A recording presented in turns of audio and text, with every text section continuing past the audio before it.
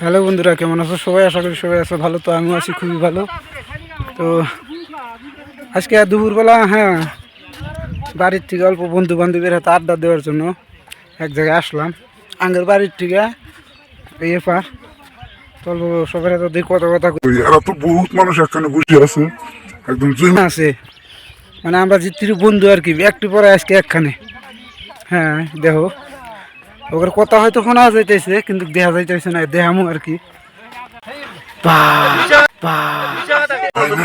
দুটো মনটা একবারে বেড়ার পালে এক পাল আমরা কম নিহি, একটা দুটো একদম অহাই। তো অল্প কথা কই দিই আঙ্গের বন্ধু বান্ধব কি রিয়াকশন নিয়ে আছে। ভালো আছেন গো?